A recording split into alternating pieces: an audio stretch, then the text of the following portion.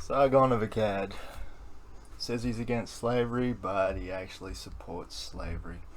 It's a bit of a rational inconsistency of the guy. Big fan, by the way. Sargon's a cool cunt. Heaps of respect from Australia, but yeah, your rationality falls on its ass once in a while. So here we go. So the traditional forms of slavery he's against, shackling people in chains and all that sort of jargon. But he does support the NHS, which is the English Socialist Health Service, and other programs, we'll call them social programs,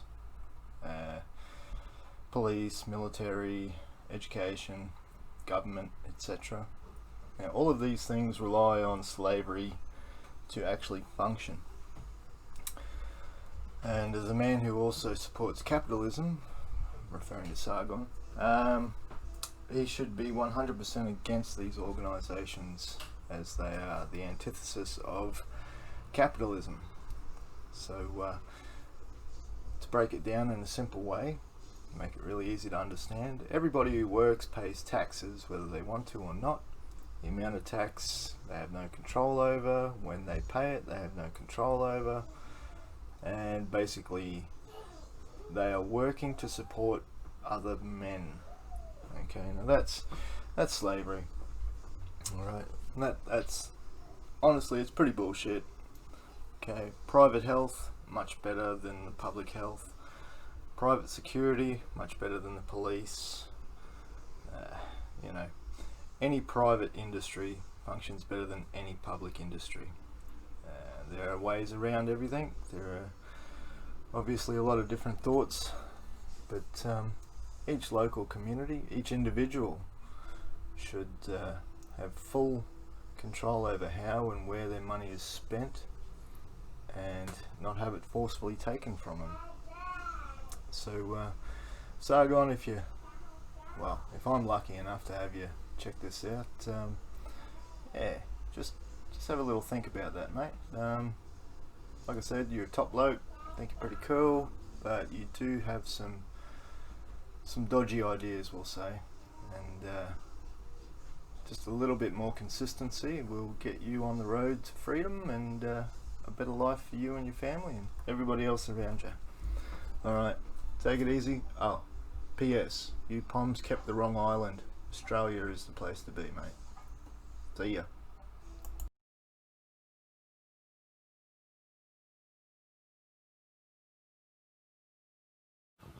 I guess you're asking about welfare and universal healthcare and things like that, really, aren't you? No? As in, you won't die. Well, I mean, this is the thing. I mean, the question is, who's going to help them, isn't it? That's. Who's going to help them if there's not a welfare state that helps you, but there's also another group of people that are surrounding you that can help you? Or how do you? So you're asking a more broader political question. Yeah, so I mean, this is incidentally why I'm okay with a social safety net and universal healthcare. It means that there is at least something that is guaranteed to be there to help them. But I mean, yeah, obviously I think people who have fallen on hard times and are down on their luck. I mean, the only charity I actually do is giving money to homeless people. But then I know that they've had the money, they needed it, and I don't trust charities, to be honest. But yeah, I'm fine with a social safety net. I think that one of the things that I find interesting about objectivists is the role of government is generally described to me as the only domain that government can have a role in is in the use of force, and I'm characterising that correctly. I don't see why the government can't do other things. I mean, who's going to build the roads, I guess, is the question. Yeah, answer that one. I mean, the reason we object to government doing other things, including building the roads, is the only way for them to do that is to use force. So what I object is to anybody, an individual or group, taking my money without asking, right? So using coercion against me. So I find it fascinating that if you came to me and said, I need help, and I said, yeah, I can't help you right now, and you pulled a gun and took my money, that would be stealing. Everybody in society would accept those stealing, go to jail. We don't accept it. But if you got everybody to vote to take my money, that's okay. Anything that's immoral for an individual human being to do is immoral for a group to do. So That's the point of government, though, isn't it?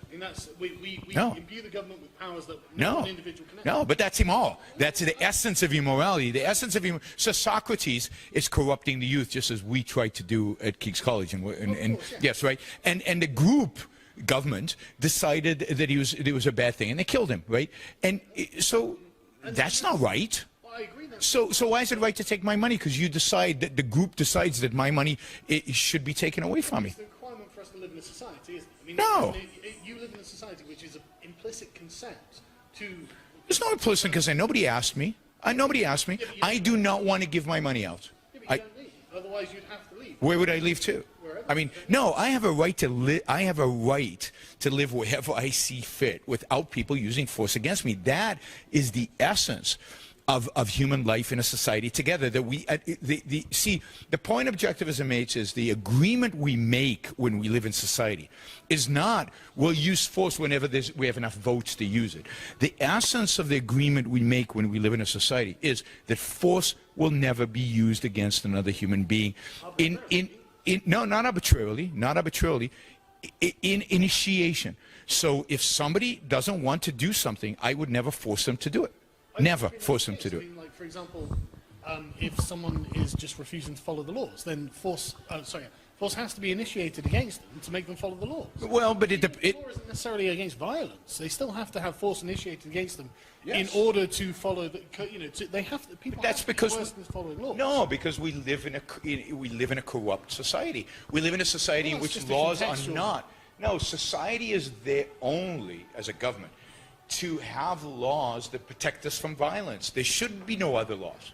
There should be no other laws.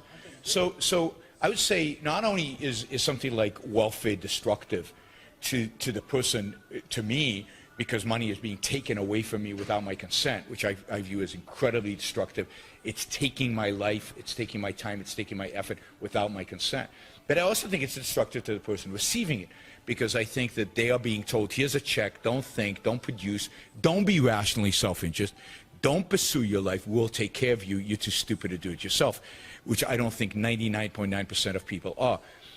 And the same with healthcare. I think not only by universalizing healthcare am I getting an inferior product, I mean a dramatically inferior product to what the marketplace could provide. But we're all getting an inferior product. And then what we're telling doctors is, you have to accept this amount of money for this treatment. You don't have any other option. So we're enslaving the doctor and the nurse and the entire medical profession because we believe that it is an essential good. Well, so is agriculture. Why don't we, so is food. Why don't we nationalize all food production in the world? Right? Food is more important than health. Well, if you don't have that's food, what they're doing with the social safety net, isn't it? With the welfare state. well, it's what they did in Venezuela, and now everybody's starving. What I mean is that they're making sure that, I mean, if the argument is everyone is entitled to X, then having a social safety net is to provide Yes. that X. And my argument is nobody's entitled to anything, and unless you produce it. And then if you want something that you don't have, ask for it. I mean, if my neighbor came to me and said, look, my son needs an emergency procedure, I don't have enough money right now, could you help me out? I'm more than likely happy to write him a check and help him out. But if he comes with a gun at me, if he gets the neighborhood to come at me to provide that health care, that's just morally offensive. Yeah, but that's It's morally wrong. undermining the purpose of the state itself. I mean, the state has to be imbued with powers that no one individual can have. Otherwise, you're going to have people being the judge in their own trial and things like this. So we have to provide the state with. Yeah. So there's one issue which we have to give to the state because we can't handle it. This is why I'm against anarchy, right? There's one issue that you have to extract for society so that markets can emerge and voluntary trade can emerge, and that's force. Yeah, and that's the property has to be one thing that we have to imbue government with protection. It has to be the agency that protects us from frauds and criminals and gangsters and Yeah, terrorists. but that's a principled argument. They're making a pragmatic argument. For example, it's going to be cheaper and easier if we just have nationalized roads and then pay a small road tax. No, it turns out exactly the opposite. You think so? Absolutely, no question. Really? Particularly today with modern technology, we could have a GPS You could have a GPS on your car that told you exactly which roads and who you have to pay. It could be so cool. And the owners of the road would take care of the roads so much better. And they'd be building new tunnels and new things which today government couldn't even imagine to do. Our means of transportation would be 100 years more advanced if we privatized the roads. Well, who built the railroads in England? It wasn't government. Oh, it was Brunel. Yeah, it was private enterprise. Who built who dug the first canals in the United States to transport goods from one place to another? It becomes all private useful enterprise to more people more often to have these things nationalized. I mean, like, for example, I don't want to have to go through a toll every time I change road. You know?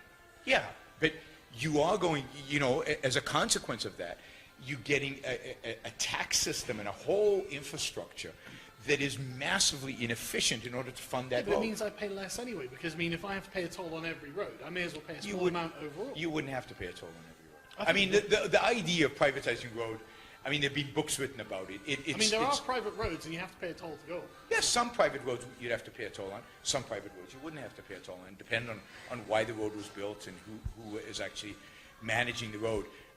You could imagine trade associations building roads to get you to the shopping mall because they have a strong incentive for you to travel to the shopping mall. You can imagine insurance companies building roads for you to drive because they want to sell you car insurance. You could imagine, I mean, the only thing missing from imagining how private markets and roads are the last thing to be privatized. The only thing limiting is our imagination. And I always say, people ask me things like, well, how would the market deal with problem X? And my answer is usually, I don't know.